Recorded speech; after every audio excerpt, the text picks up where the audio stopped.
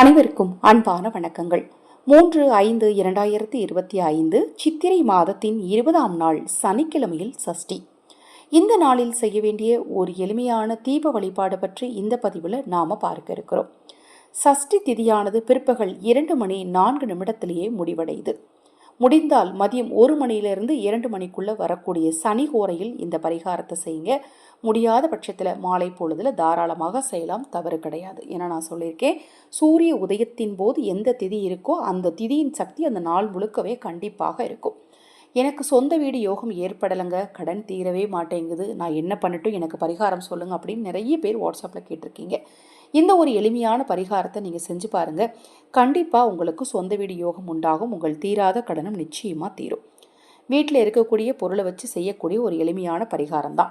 பதிவை பார்ப்பதற்கு முன் ஒரு சிறிய அறிவிப்பு. நமது சேனல் சார்பாக அனைத்து பூஜை பொருட்களையும் அறிமுகப்படுத்தி இருக்கிறேன்.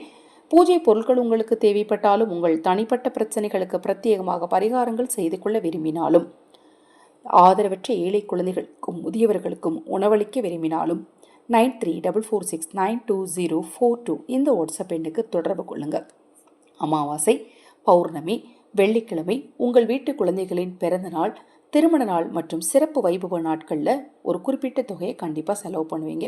அதில் ஒரு சிறிய தொகையை ஆதரவற்றவர்களுக்கு உதவளிக்க முன்வாருங்கள். அதை பற்றி விளக்கம் உங்களுக்கு தேவைப்பட்டால் 9344692042 அந்த வாட்ஸ்அப் நம்பருக்கே தொடர்பு கொள்ளுங்கள். ஒரு சிறிய தட்டு எடுத்துக்கோங்க. அதில் பச்சை அரிசியை முதல்ல பரப்புங்க. அதன் மீது துவரம் பருப்பை பரப்புங்க. அது மேலே ஒரு 5 ரூபாய் நாணயத்தை வைங்க. ஒரு அகல் விளக்கு வைங்க.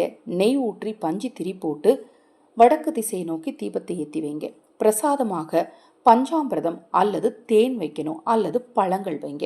வச்சு கும்பிட்டுட்டு நீங்கள் அந்த தீபம் பொறுத்துனீங்க இல்லையா, அந்த தட்டில் இருக்கக்கூடிய பொருளை காயினை மட்டும் எடுத்துட்டு மற்ற பொருட்களையும், நீங்கள் பிரசாதமாக வச்ச பொருட்களை சிறிதளவு உங்களுக்கு எடுத்துட்டு மற்ற பொருளையும் கொண்டுட்டு போய் பசுவிற்கு தானமாக கொடுத்துடணும். எங்கள் வீட்டுக்கிட்ட பசு இல்லைங்க அப்படிங்கிறவங்க என்ன பண்ணலான்னா, குழந்தைகளுக்கு அந்த இனிப்புகளை, இப்போ அதாவது பஞ்சாமிரத்தை தானமாக கொடுத்துட்டு, அரிசி, அந்த விளக்கேற்றின பொருட்கள் இருக்குல்ல, விளக்கு வச்சுருந்தீங்களா, அந்த பொருட்களை பறவைகளுக்கு உணவாக கொடுத்துருங்க. உங்கள் வீட்டு பக்கத்தில் ஏதாவது முருகன் ஆலயம் இருந்தால் தவறாமல் முருகன் கோவிலுக்கு நெய் வாங்கி கொடுங்க. தீபம் பொருத்துறதுக்கு நெய் வாங்கி கொடுங்க. கண்டிப்பாக உங்கள் குடும்பத்தில் மகிழ்ச்சி உண்டாகும், கடன் தீரும், சொந்த வீடு யோகம் உண்டாகும். நான் சொன்ன இந்த தீப பரிகாரத்தை செஞ்சு இந்த ஒரு பொருள் நீங்கள் முருகன் கோவிலுக்கு வாங்கி கொடுத்தீங்கன்னா உங்கள் எப்பேற்பட்ட துயரமும் முருகனருளால் நிச்சயமாக நீங்குங்க. நம்பிக்கையோடு செஞ்சு பாருங்கள், வாழ்க்கையில் கண்டிப்பாக மாற்றம் உண்டாகும். இது போன்ற எண்ணற்ற ஆன்மீக தகவல்களை தெரிந்து கொள்ள நமது சேனலை சப்ஸ்கிரைப் பண்ணிக்கோங்க. அனைவருக்கும் எனது அன்பு வணக்கங்களை கூறி இந்த பதிவை நிறைவு செய்து கொள்கிறேன். ஹரஹர சங்கர, ஜெய் ஜெய் சங்கர, மகா பெரியவா திருவடி பாதம் சரணம் சரணம். நல்லதே நடக்கட்டும்.